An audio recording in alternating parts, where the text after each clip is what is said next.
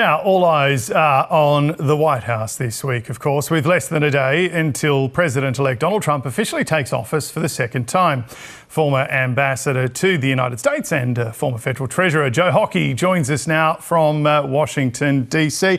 Joe, good morning. Good morning, James. An Arctic blast has, of course, forced the inauguration inside. How's the weather holding up? And importantly for you, of course, are you still going to have a ticket to the big event, or are you looking at snagging an invite to maybe one of the other events that are going on in Washington, D.C.? Well, there's a lot of events going on, but this is going to be very much a plain vanilla inauguration. And it's been a very long time since Ronald Reagan's second inauguration.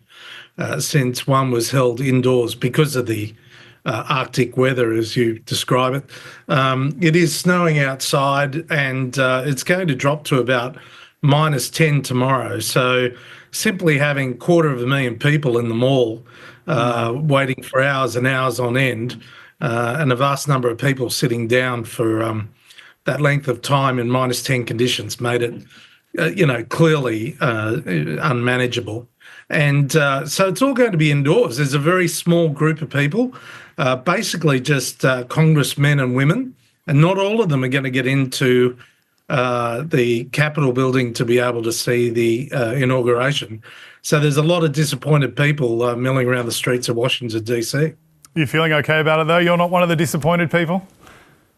No, I've been to two inaugurations before. I wasn't, I'm not upset about it. But the fact is, even though it's going to be a plain vanilla inauguration, the next 4 years, there's nothing that's going to be plain vanilla.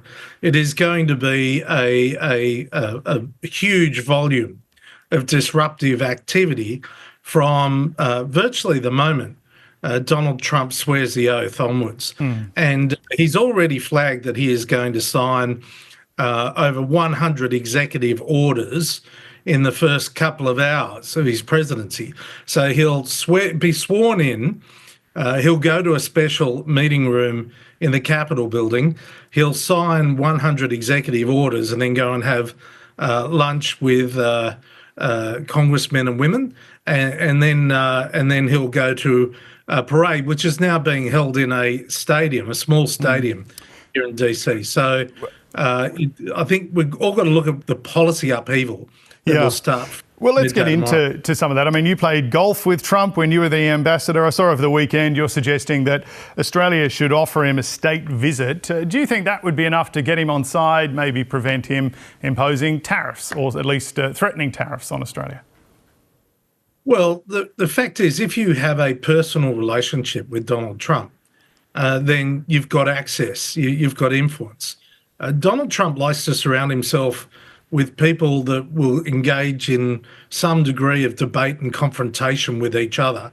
And then he will not be afraid to make very disruptive decisions. So if he has a fond place in his heart for a country or an individual, you are off to a very significant start with Donald Trump. Australia is in a very good position, but we have to work hard to maintain that positive position.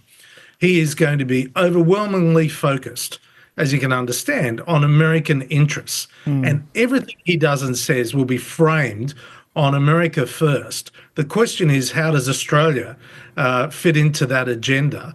And on national security and a range of other areas, America needs Australia.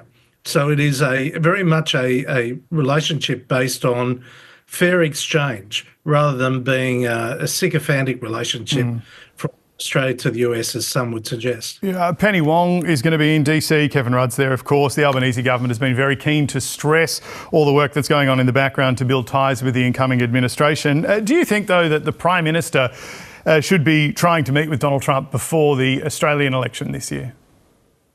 Look, if the opportunity comes up, I'm sure the Prime Minister will take it. Any Prime Minister would take it under these circumstances. But quite frankly, Donald Trump's got a whole lot of other priorities apart from the interests of Australia over the next few weeks and months.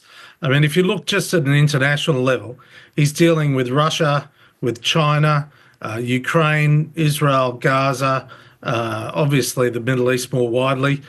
He's opened up the relationships with Canada, with Mexico. He wants to take over Greenland, rename the Gulf of Mexico.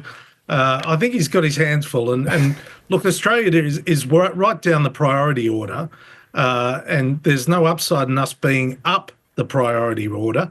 But if you get a chance to form a personal relationship with Donald Trump, then I would advise any Prime Minister to do so. All right, Joe Hockey, we'll have to leave it there. It's going to be a busy week. Thanks very much for your time this morning, and importantly, stay warm. Yes, very much so.